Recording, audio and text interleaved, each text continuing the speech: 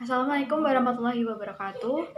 Kami dari kelompok 13 akan membawakan materi presentasi yaitu Islam dalam konteks kemodernan dan keindonesiaan.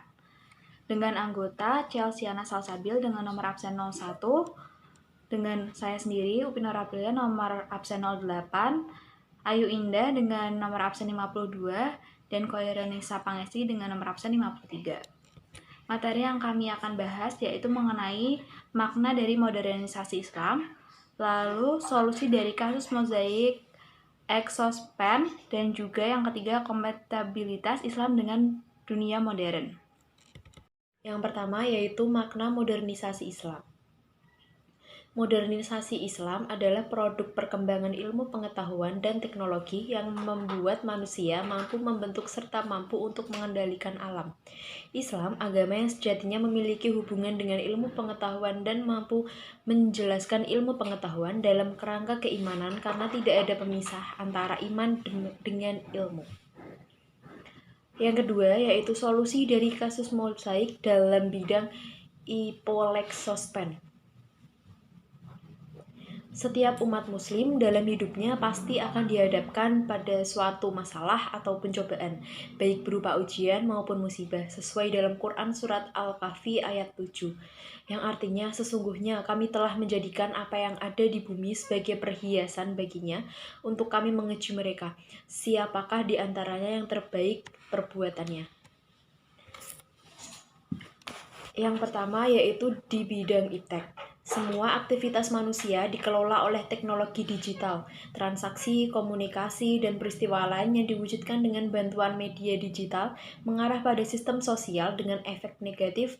Yang pertama, kemerosotan moral, kedua, kenakalan remaja, dan perubahan pola interaksi interpersonal. Nah, solusi yang diberikan yaitu yang pertama, peran keluarga yang seharusnya menanamkan nilai-nilai moral pada anak, menentukan skala prioritas kebutuhan teknologi keluarga, dan meningkatkan kesadaran anak akan dampak negatif yang ditimbulkan oleh teknologi. Yang kedua, masyarakat juga harus berpartisipasi dalam mengatasi dampak negatif iptek, yaitu melalui pertemuan sosial dan rutin sebagai sarana pemanfaatan komunikasi dan teknologi untuk memasarkan keunggulan daerah dan memperkenalkan budaya lokal. Yang kedua yaitu bidang politik. Modernisasi Islam ini berdampak pada ranah politik. Salah satunya adalah banyaknya ulama yang ikut memeriahkan acara tersebut. Mereka berpartisipasi dalam mendukung perkembangan struktur politik. Ulama di sisi lain membela partai politik mereka atas dasar agama. Efek negatifnya menyebabkan perpecahan dan efeknya membingungkan orang dan melemahkan otoritas Islam itu sendiri. Solusinya yang pertama, Islam harus mengikuti prinsip persatuan dan kesatuan dalam dakwah atau kegiatan politik sehingga tidak menimbulkan masalah. Yang kedua, para ulama juga harus menghindari politik yang saling bertentangan yang dapat menimbulkan konflik antar umat beragama. Selanjutnya yang ketiga di bidang sosial. Modernisasi sebagai gerakan sosial sebenarnya bersifat revolusioner atau peralihan cepat dari tradisi ke modernitas. Selain itu, modernisasi yang kompleks, sistematis dalam banyak hal, dan transversal menjadi gerakan global yang mempengaruhi semua gerakan manusia melalui proses bertahap menuju homogenisasi progresif atau konvergensi.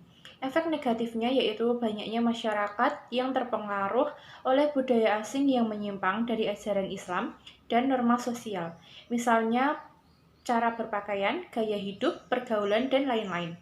Solusinya yaitu menyaring berbagai pengaruh budaya asing dan mengambil nilai-nilai positif dari perubahan sosial tersebut. Yang keempat adalah bidang ekonomi.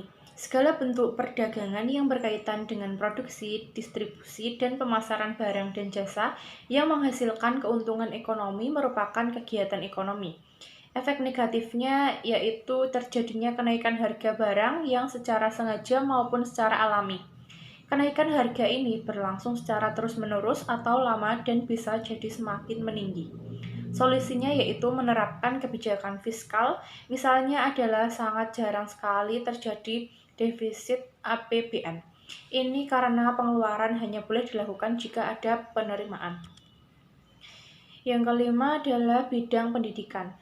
Keterbelakangan dunia Islam dalam sains dan teknologi disebabkan hilangnya cabang-cabang ilmu akliyah dari tradisi keilmuan dan pendidikan Islam. Efek negatifnya yaitu pengetahuan tentang akliyah diteruskan ke dunia Eropa untuk pengembangan lebih lanjut untuk mempromosikan pencerahan yang mengarah ke Renaissance dan revolusi industri. Solusinya yaitu menata kembali semua struktur yang dikenal untuk mereformasi pemikiran dan institusi Islam. Yang kedua, budaya literasi juga dapat diimplementasikan sebagai reformasi pendidikan. Pada dasarnya, reformasi pemikiran dan cara pandang intelektual. Yang ketiga ada kompatibilitas Islam dengan dunia modern.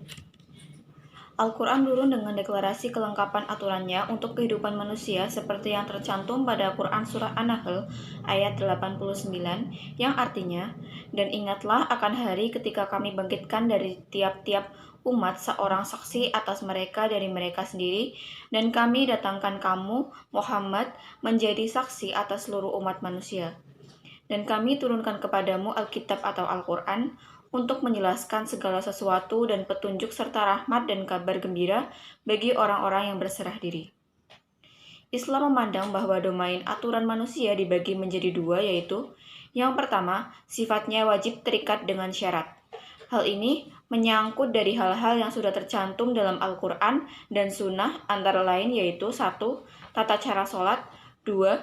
Haji, 3. Makan dan minum, 4. Berhubungan suami istri, 5. Membagi waris, 6. Mengangkat pemimpin, 7. Mengatur baitul mal, dan yang terakhir yaitu mengatur kepemilikan sumber daya alam. Yang kedua, Islam membolehkan akal manusia untuk menyelesaikan suatu hal. Contohnya seperti identik dengan tipe mubah, menyangkut sains dan teknologi, suatu wilayah yang sering dinisbatkan dengan peradaban, dan juga manusia diberikan iklim bereksperimen yang seluas-luasnya. Jadi kesimpulannya, modernisasi Islam adalah produk perkembangan ilmu pengetahuan dan teknologi yang membuat manusia mampu membentuk serta mampu untuk mengendalikan alam. Islam adalah agama yang sejatinya memiliki hubungan dengan ilmu pengetahuan dan mampu menjelaskan ilmu pengetahuan dalam kerangka keimanan karena tidak ada pemisah antara agama, iman, dan ilmu. Manusia selalu dihadapkan dengan ujian dalam berbagai bidang seperti bidang iptek, sosial, politik, ekonomi, dan juga pendidikan. Sekian dari kelompok kami. Wassalamualaikum warahmatullahi wabarakatuh. Terima kasih.